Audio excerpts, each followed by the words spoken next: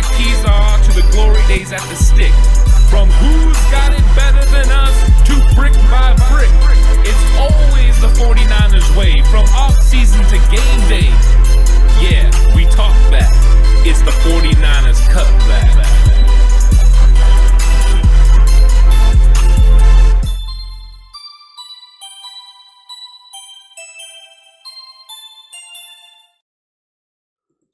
It's 49ers Cutback Podcast time. It's going to be a fun one today. We got a lot of great topics to talk about. We are still without the Italian. Yeah, we're still, apparently we're missing him. I didn't even notice last week. Today's episode's going to be a little bit different. Today was boring. The 49ers didn't play.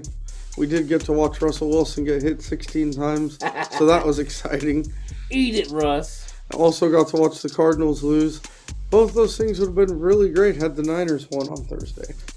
Yeah, you know what? The NFC West is staying crumpled up at the top. They're not really getting away from the 49ers.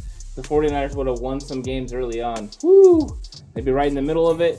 The good thing is the Bears also lost. Tampa Bay lost. So what's going on is the 49ers are still in the middle of the playoff hunt, which that's where you want to be. It's not exactly where we want to be, but it's definitely where you want to be. Yeah, all you want to do is get into the dance, and you have a chance. That's right.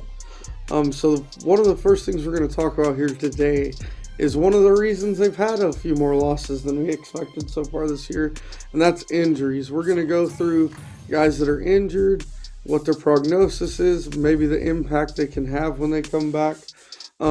We aren't going to go through guys like Nick Bosa, Solomon Thomas, Ziggy Ansah, guys that are for sure out for the season. Yeah, guys that are on season-ending IR are not going to be talked about. There's not really a point at this moment because they can't affect this season. That's right. So, Horace, who we got first? Okay, first up is the People's tight end, George Kittle. I know he told Shanahan he'd be back in 2 weeks, but the doctor's prognosis on Kittle is that at best he could be back for their last regular season game. Yeah, I think his injury is scary. This the foot injury. We already saw what happened last year with Trent Taylor. Now Deebo Samuel this year. I know it's not exactly the same injury, but just when you talk about foot injuries, it scares me. I watched The Last Dance. I know about Michael Jordan's foot injury, and I don't know. Just foot injuries scare me in general. So yeah, with Kittle, unless that Week 17 game is to make the playoffs, I wouldn't expect to see him again this year. I'm not expecting to see him again this year. I think they're going to be careful. They made a long-term investment with this guy, and they're definitely not going to ruin him, in the future, for the possibility of squeezing into the playoffs. It's unfortunate. Hopefully Jordan Reed is healthy enough to play. That way we get some production. Dwelly played okay last week. Maybe we can get some production from those two guys at the tight end position. By the way, all three guys, Trent Williams, all four guys, Trent Williams, Kendrick Bourne, Deebo Samuel, and Brandon Ayuk are now back off the COVID-19 list and good to go. And Deebo is another guy that was hurt, is projected to start next week. Yeah, I think that'll be big. I think inserting Deebo Samuel back into this lineup could possibly be a change the 49ers need. And I'm curious how much of a difference he makes, because we saw the impact he made when he came back. Does the offense all of a sudden now, Horst, revert back to what we saw the 2 games that Deebo was a big part of the offense? Is it going to get more creative? Is the offensive, efficiency going to step up in a major way? What do you think? I sure hope so. Yeah? I think so if he's fully ready to go. I think it's big, though. We're talking about getting, right now, their top 3 receivers back in one swoop. They didn't have any of them last game, and 2 of them weren't even hurt. It was just the unfortunate, and then it turned out it was a false positive, so that really was unfortunate, and lost maybe the best left tackle in the league. Yeah, definitely. I think that really hurt. You can't go into a game with those kind of losses at those key positions and expect to produce at a high level on offense, which in turn affected the defense because they're on the field too much. It just, everything kind of fits together, and it was just a bad situation. The COVID really hurt the 49ers, and especially them playing on Thursday night. If they had been playing on Sunday, it had everyone available, and I'm not saying they would have beat Green Bay, but it definitely would have been a difference, a difference. Well, you lose those 3 guys the day before the game. Right. They already knew Debo wasn't playing. And then you can't even practice because the facility's shut down. Yeah, exactly. So you're really in a tough situation right there. So we're looking at it. So the receiving core is going to be back intact. Trent Williams is going to be back at tackle. That's huge. Jordan Reed will be in game 2, so his snaps will elevate probably into the low 20s from 13 last game. So that'll help. Ross Dwelly improved. What about Raheem Mostert, of course? Is Raheem Mostert possibly going to be back? Raheem Mostert, from everything being read, Shanahan said that he is a possibility this week, although they still have not lifted his IR practice return. So it's still pretty iffy there. I think we'll find out. We'll know for sure about that maybe Wednesday if he's even looking like he could play. If he doesn't practice Wednesday, he's not playing. I think if we get a Raheem Mostert back in the lineup to go with Debo, Ayuk, and Jordan Reed, I think this will be a prolific enough offense. The key that's kind of worrisome still is just who's pulling the trigger. But I think Kyle can come up with a better game plan, especially if he's not caught off guard on such a short notice. Of course, who else do we have on the injury front? So next we have Jeff Wilson Jr., who was playing really well before he got injured. He should be out at least through the bye. His best prognosis is to play the first game coming out of the bye week. Yeah, I think so. I think I think that's what's going to be interesting. I don't know how long Tevin's going to be out either. Yeah, they have not released yet. Yeah, I'm guessing Tevin's going to be out for a long while. So hopefully we get Wilson back for the end of that stretch run. Maybe finally we can get the running back core close to full strength. But I think Mostert is the most important guy from the running back group. Agreed. Yeah, so what else do we got? Do we got anyone else that we need to... We have Ben Garland. There's no hard timeline on his return, which is a bad sign. So the question is it going to be Grossu or is it going to be Daniel Brunskill at center again? I think we'll probably see Brunskill at center with Tom Compton in at guard. Yeah. Again. That seemed to be a better matchup for the Niners. Brunskill is quicker, he's more athletic, obviously knows the offense better than Grossu. Yeah. And I think there's a clear reason why Grossu was benched. He had a very poor game against the Seahawks. I also think it's very evident and obvious that since Ben Garland's been out, the run game has kind of slowed down. Yeah. So we need something to happen there at center. And another set of bad news is D Ford. There's no prognosis on his return now, so I wouldn't be shocked if he missed the whole rest of the season. And if that's the case, we've probably seen the last of D Ford. Yeah, I've heard some rumblings that possibly D Ford is done and for the season, and that really stinks because he was the outside edge rusher that we really needed and hoped for, and could have got a lot to happen. Just that speed that he brings off the outside that we are severely lacking. And without Bosa, Ford on the outsides, the defensive line has changed in a huge way. To get the last bit of unhappy news out, it looks like K'Wan Williams has another high ankle sprain and is going to be out 4 to 6 weeks. So he's another guy I don't know if we'll see him again this year. Yeah, my guess is we probably won't see him. Right, Horse? Is that what you're thinking? That this guy, we probably won't see him for a while. Yeah, and a couple positive notes. Weston Richburg and Ronald Blair are projected to be back within either the game or 2 games after the bye week. Getting Weston Richburg back would be huge if he's anywhere near 100% because that center position has been a problem. And I think he needs to come out there and prove something, or this will be the end of his run with the 49ers. Yeah. The amount of money that he makes. And then Ronald Blair, that's a guy they could really use on the defensive line. He's been a really solid player for them. Definitely. Ronald Blair would add some major ability off the edge. I think he could add a lot with Hyder, and then we need that replacement, that's got more speed and ability off the edge other than Deion Jordan. Kind of just we don't really have a lot out there besides, the couple guys that Armstead and Hyde are basically the only guys doing it at a high level. And last but not least, it looks like we should see Richard Sherman the first game out of the bye. Oh, that'll be nice. It'll be nice to have Sherman back out there.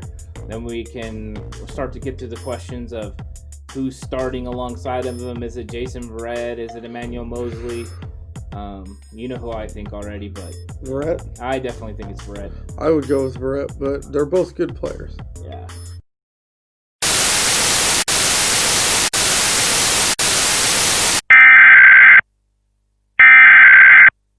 Hello there, 49ers Cutback Podcast. It's me, Batman.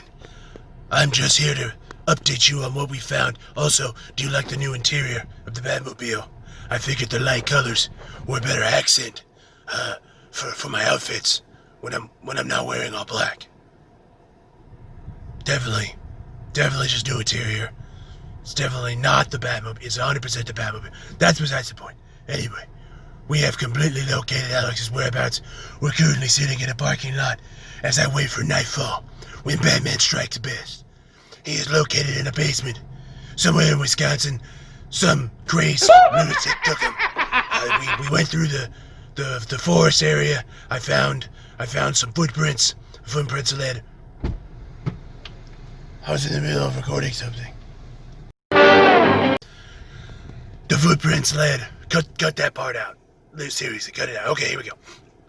We walked into the forest. I found some footprints. Don't put your seatbelt on when I'm recording. Stop it. Jesus, cut that part out too. My word. Anyway, was going through the forest and I found some footprints. And the footprints led right through the forest into a house. So it looks like someone was out there with his phone for some reason. I don't know. They're doing stupid stuff. It's almost like they don't know that Batman's on the case. But I'm on it. We've located him in a basement. I heard him asking why Jordan Reed was playing. Apparently he didn't know. I don't know. But Jordan Reed did play last week. He's excited about that, obviously. And tonight at nightfall I will strike. And we will free him from the clutches of whoever this person is. And we will be bringing him home. Unless I run out of time. And then it'll be up to him to find his way home. Hopefully we know more soon. I'm Batman. Go 49ers. And, yeah, obviously I don't know what Alex would pick for key matchups and things like that, but, go Niners. Hopefully he'll be able to get in touch with you soon. I'm Batman. See you later. So, Horst, let's get to the Jimmy G question. Yeah, if you're wondering why we didn't cover that injury. Yeah, this is big because, the 49ers are now flirting with Josh Johnson, the possibility of bringing him in. So are the 49ers kind of declaring that maybe Jimmy G might be done? I know they haven't ruled out surgery for him yet. John Lynch said that's a possibility. Horst, do you think we're going to see Jimmy G again this year, or is this the Nick Mullen show? I don't know. It's really up in the air. I definitely think this is the closest we've ever been to not expecting to see Jimmy G again. Yeah. Because after the Seattle game, Kyle didn't really have a whole lot of nice things to say about Garoppolo. Yeah. In a somewhat heated press conference.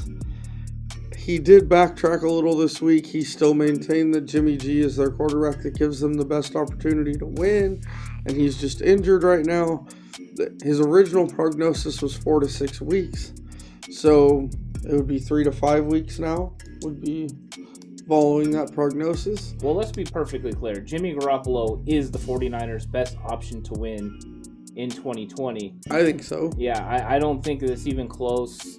Just seeing what we saw from Mullins and Beathard this year, it's Jimmy G and then, a long margin down. And I think that's why they're kind of talking about Josh Johnson because they had worked him out once before. He's a veteran that's been around, got a little bit more athletic ability. He can do what they want him to do in replacements and scramble. So they got that. Did Josh Johnson play for Shanahan in any other stop? I don't believe I want to so. say he played for them in Washington. That I don't know. I always remember the ties Josh Johnson to Harbaugh. I mean, that's pretty much the... Yeah, he's played a long time. He's been everywhere. He really has. he's a veteran. I mean, he's got that going for him. He's not someone that's going to come in and light it up, but But Horst, that begs the question: are the 49ers going to be looking for a new quarterback next year?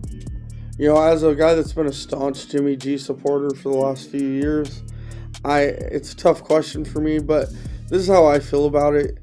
If the word is true and Shanahan has lost his trust in Garoppolo, then they do need to move on from him. They need to find another quarterback because clearly that marriage isn't working. Yeah. I wouldn't be shocked if he went somewhere else and played extremely well. I still think Jimmy G is a quality NFL quarterback. But if it doesn't work, and if Shanahan feels he doesn't work in his system or that he can replace him, then okay. But the warning to all you fans out there that are screaming that Jimmy G's the reason they didn't win the Super Bowl or that Jimmy G's the problem, the grass is not always greener on the other side. It's easy to say that they could use a better quarterback than Garoppolo. It's not easier to find a better quarterback than Jimmy Garoppolo. Yeah, I think that there's an argument to be made that, Jimmy was possibly the best option they had. I do like the fact that it protected us from getting Cousins because I don't think Cousins would have been the answer. But, you start to have to wait because, it's always great to say, oh, we'll get someone in the draft, but you don't know where you're going to be picking. You don't know who you could possibly pick up. And minus you getting one of those, top 5 guys, which we don't know kind of how it's going to shake out and who's going to be where, who's going to decide to go back to avoid going to the Jets. So we don't know who's going to be in the draft. Then you got to start looking at who's going to be available, and are those guys really good options above Jimmy Garoppolo? You know what I mean? We can talk a long time. There's a lot of stories out there about, possibly Aaron Rodgers or, somebody like that. The real question is, number one, the 49ers are going to take a hit. Second of all, the Packers are going to take a monster hit in dead money if they get rid of Aaron Rodgers. So I'm not sure they're willing to do. Plus, what do you have to give up in draft capital? Everyone wants to draft a corner. Everyone wants to draft a left tackle. Everyone wants to draft a quarterback in the first round. That's what it's going to take to get Aaron Rodgers at least one first rounder. Do the 49ers really want to pay that toll? Yeah, this isn't your Madden franchise mode. Oh, man. First round picks are not easy to come by. And that, like you said, that's what it would take to get a quality quarterback like Aaron Rodgers. And the Niners clearly aren't going to pick in the top 5 of the draft.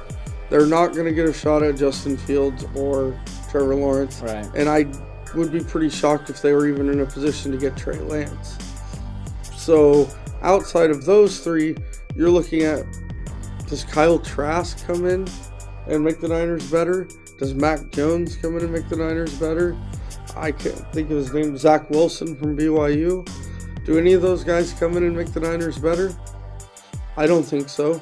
I'm not saying those guys won't be good players. Right. But I'm saying that they don't come in and immediately make the Niners better than Garoppolo. Well, I think the big argument, too, has been that Jimmy G, that the offense has been tailored to him to be successful, and that really it's not Kyle Shanahan implementing the full Kyle Shanahan offense that he wants to run, but that he's more kind of handcuffed by the abilities of Jimmy Garoppolo. So if you're to believe that there is somebody that can fully open this offense, it has to be probably Trevor Lawrence, maybe Trey Lance, and that's it. Other than that, in the draft, I don't see a guy that can open up open up Kyle Shanahan's offense in full.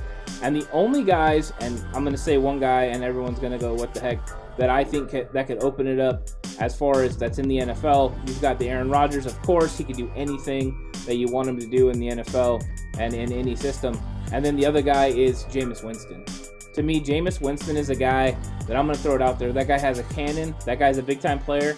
He's now spent a year, or he will have spent a year with Sean Payton and behind Drew Brees. He's a guy that takes shots down the field. Every 49er fan yells and always tells me that 49ers need to take more shots down the field. This is a guy that does it. He's the only 30-30 guy to ever play in the NFL, so he's got that going for him. I mean, he threw for 5,000 yards and 30 touchdowns last year. And the guy knows how to make plays in big-time games. He's more athletic than people think. He's not a bad player. I think somebody to think about. I think the pluses in negatives are pretty obvious with Jameis. He More pluses than negatives. He's got a big arm. He makes big plays, like you said. Yeah. He doesn't always make the smartest throw. He throws a lot of interceptions. That can be coached out of him, and I bet you he's a better player already from spending a year around Sean Payton. Yeah. I wouldn't be shocked if Sean Payton doesn't want to let him go and wants to keep him around. Oh, definitely. I mean, if Drew Brees retires, that's probably his spot. That's probably his job. And for all you people that are super negative about Jameis Winston, did you watch the Buccaneers offense today? Or Sunday? Because there's no excuse for that offense not to be humming. They definitely have the weapons. We got Godwin Brown and Mike Evans with Gronk, Cameron Brate, Yep. Ronald Jones, they got some Leonard running Fournette. backs. I mean, Tom Brady. And yet they're still struggling. So It did make me feel better about the 49ers' last two performances. maybe it was less Jameis and a lot Bruce Arians.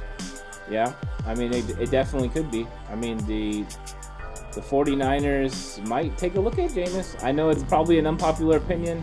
I'm probably one of the biggest supporters of Jameis Winston.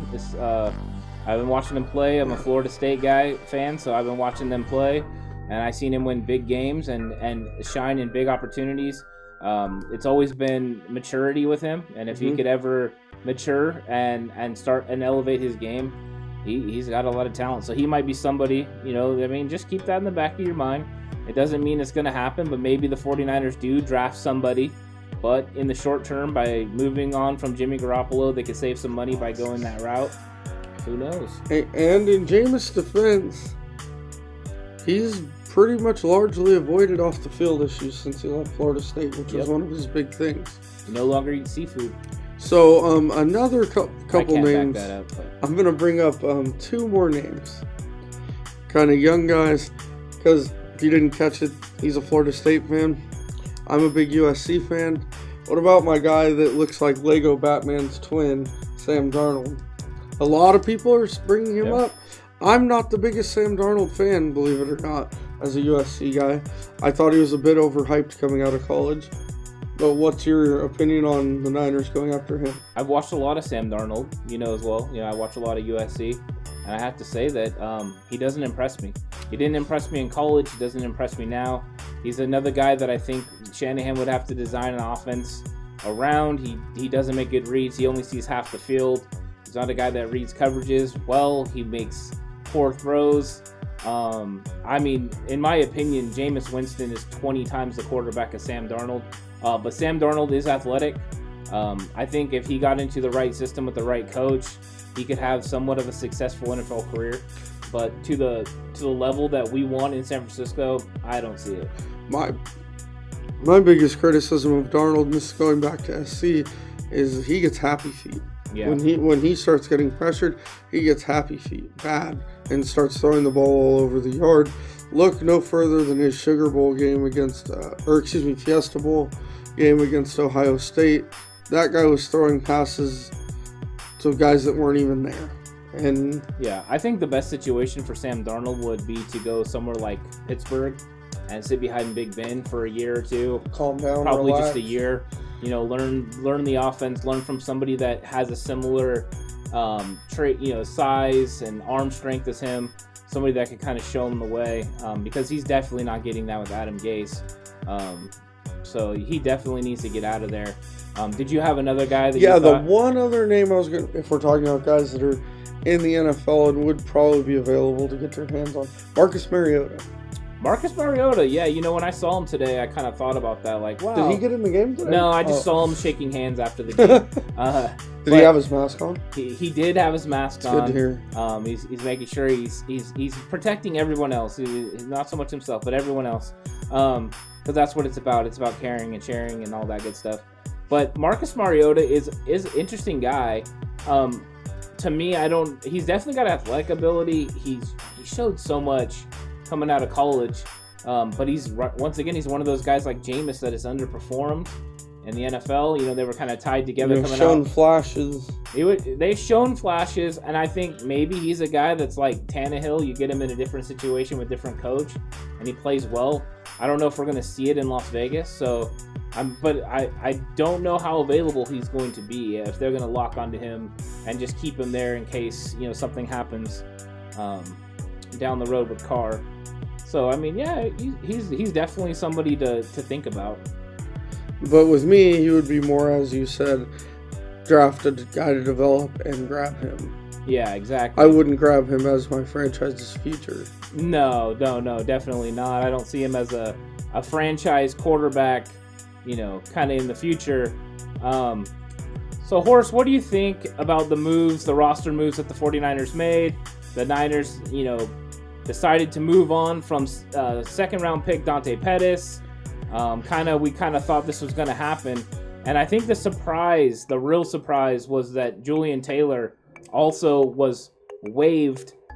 Pettis was claimed by the New York Giants, which is almost immediate because they were one of the first teams that could claim him. Apparently 5 to 6 teams put in claims for Dante Pettis. Horst, you know, what do you think about this? I wasn't shocked by Dante Pettis getting waived. I was pretty shocked by Julian Taylor because it's a guy they've seemed to have been really high on the last few years. I know he's been banged up, and there's the old saying, can't make the club in the tub. And I think that's pretty much what befell him, is injuries. Then you got guys like Kevin Givens and Contavious Street are healthy and are playing solidly. So they weren't going to be able to activate him and put him on the roster, so they released him. Pettis, I'm not shocked. He seems to have been in Kyle's doghouse for a couple of years now. And then especially after that fumble against Seattle, I think a lot of people were making jokes and comments about that's the last time you'll see him. It was. It's too bad because that guy is very gifted. He was drafted at the top of the second round for a reason. He runs great routes. He's athletic. He's tall. He's big. He has a big catch radius. I'm not sure what went wrong.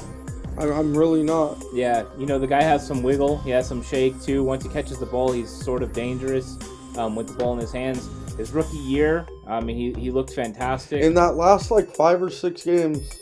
Yeah, I think what you have with Dante Pettis is a guy that needs a different scenery. He needs a change of scenery to flourish. I will root for Dante Pettis because I actually like this guy, and I think that he, in a different setting, can be successful. And you know what? I almost hate to say it, but I think the 49ers could end up regretting this one. The New York Giants picked him up. He's going to get an opportunity to play. It looks like they were having some problems with Golden Tate, so they're going to be looking for somebody to step up. He has 0 expectations. There are no expectations for Dante Pettis. He has no pressure. He had the weight of the world on him here because he was being forced, you know, to live up to a certain level. And I think as a rookie, he didn't have that pressure, and so he succeeded at a high level.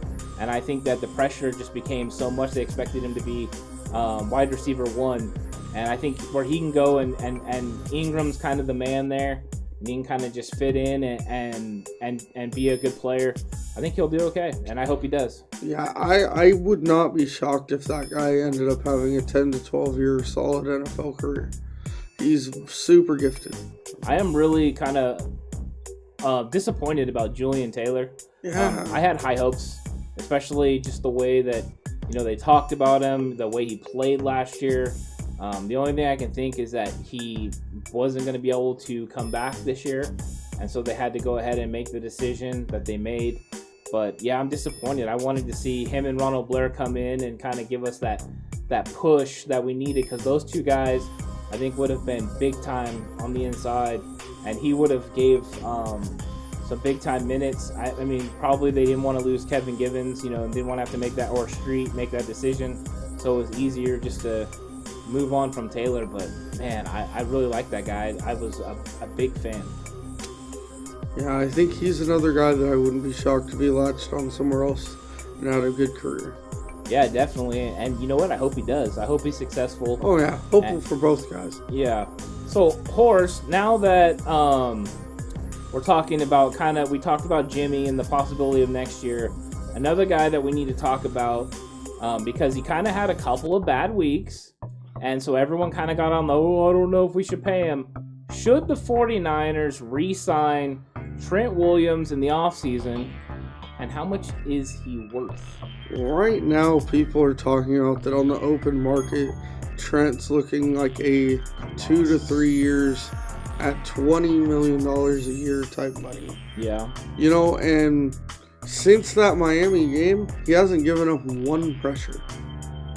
He's graded out as the highest left tackle in the league via Pro Football Focus. Trent is, for a guy that went a whole year without playing football, I don't think it was that surprising that he struggled a little bit at first. And no preseason games. Yeah. I think after about 3 games, he really came on. He's playing really well. And to be honest, that's the price you pay for a top-end left tackle in this league. That's the decision they're going to have to make is, are we hitting a rebuild and don't need a top-end left tackle that might only have 2 years left? Or are we still in a Super Bowl window and we do need that? Because if we're still in a Super Bowl window, you do need to find a way to re-sign Trent Williams. I think the way they're building the team, they're building it so they're always in a Super Bowl window, or at least they want to feel that they're always in a Super Bowl window. And I think that, possibly, Trent Williams is somebody that they probably need to keep around. He's a big-time player. They freed up some money, with the kind of the moves that they've made. They moved Quan Alexander. They're going to make a move with Weston Richburg. He'll probably be gone next year, and that'll free up some cap space. D Ford more than likely will be gone. Now, the big question is they also got Fred Warner that they have to sign. Obviously, they don't want him to go into the last year's contract. And I believe Juszczyk, too. They have Juszczyk, who's going to be a free agent. They also they're going to probably pick up the option on McGlinchey, but they're going to have to pay McGlinchey. But they're going to pay him right tackle money, not left tackle money. So these are things that they have to figure out. They don't really have a ton of money besides Armstead left on the D-line once, D Ford is gone. So, there's probably money there. Jaquiski Tartt comes off the board. I'm guessing I don't think they're going to re-sign him. They'll do something there. Richard Sherman comes off. I don't know what they're going to do there. They obviously need to, I think they have some sort of a plan. I don't know if it's Richard Sherman's in the future. So they're going to have some moves that they're going to need to make. They're going to have the money. I think Trent Williams is worth the money because I don't know if we can get a left tackle in the draft where we're picking, that's a top level guy. Christian Wirfs was not that guy. Anyone that thinks he was, he's not. He wasn't going to be the left tackle of the future. He's a good player, but he's probably a right tackle in the NFL. And as we've seen, Mike McGlinchey is probably not the left tackle of the future. So the 49ers need to, when you have a guy, lock onto him. The question is going to be, will Trent Williams want to stay? I hope he does, but Trent Williams wants to win. So the 49ers have to prove over the rest of the season and moving forward that they're a team that he wants to play for and that they can win. But throughout his career, speaking on that, Williams has been known as a guy that won't hesitate to tell you what's on his mind. And he's had nothing negative, all positive to say about the organization. Yeah, he definitely has.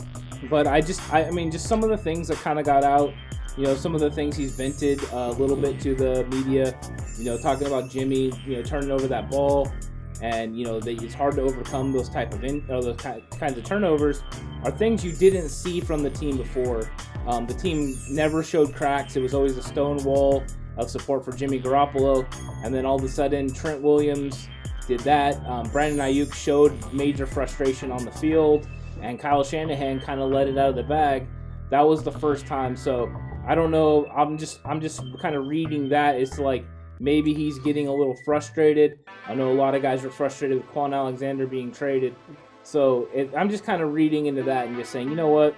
We're going to have to convince him that we're still a big-time team, in 2021. But to answer the question, yes, Trent Williams is worth that money. I think so, too. I think anytime you get a chance to have an all-pro caliber left tackle, you make sure you keep him, especially because financially, you can sign him to, a 3 or 4 year deal. You don't have to sign him to a long extended contract, and that can give you some flexibility. And we have, guys that can make it happen, because once again, contracts are going to come up again. You're going to, in the future, have the Nick Bosa contract come up, and you're going to kind of need to be freeing up cap space when that comes, because that's a guy you have to keep. So, there's going to be a lot of questions in the future. Hopefully the 49ers can still, make some big-time plays and win some games this season, get into the playoffs. We don't know if there'll be 7 teams in the playoffs, 8 teams in the playoffs. NFL is discussing 8. I think that's super weird that they might change it after the season started. It's all about COVID. If some games start getting shut down because of the COVID, then they're going to go to 8. They probably should have went to 8 already, kind of like they did in some of the strike-shortened seasons. It made sense that way. If games got canceled and stuff, it wasn't a big worry. Plus, I just kind of like it, especially in competitive. If I had my way, I would just have the top 8 records or top 7 records. None of this NFC East gets in just because they won their division. All right, Horst, I think we went through all of our topics. On Friday, we were going to drop the preview to the 49ers versus New Orleans Saints game. Make sure you guys check it out, 5:30 Pacific. We're going to give you the key matchups, what the 49ers need to do to win the game, what things we're seeing, how the 49ers can get back on track, and a big clutch win over the New Orleans Saints will get the 49ers right back in the nick of the playoff hunt. What do you think, Horst? I agree. It's a big time game. I know we've said it a few times this year, but when you have a middling record like this, games get big. If they can win this game, they are right back in the thick of the hunt. And we're going to be here Friday, to tell you how that's going to be done. Yeah, most definitely. And didn't I used to be another guy? What happened to that guy? Interesting. Really, guy? Don't forget to like, comment, subscribe, hit the notification bell. You'll get notified anytime we post a video. Yeah, I don't know where this guy is. Alex is still lost in Wisconsin. For weeks he wouldn't be quiet, and now we don't hear anything from him. Yeah, so if we get some sort of an update, maybe we'll get something from him. Maybe Batman will find him, possibly. Who knows? Should we see if his parents know he's missing? We could. Yeah. Well, what if they don't want to find him? Well, anyways, guys, that's all we got for today. We'll catch you on Friday. You know what time it is, Horst? Chalk another one up.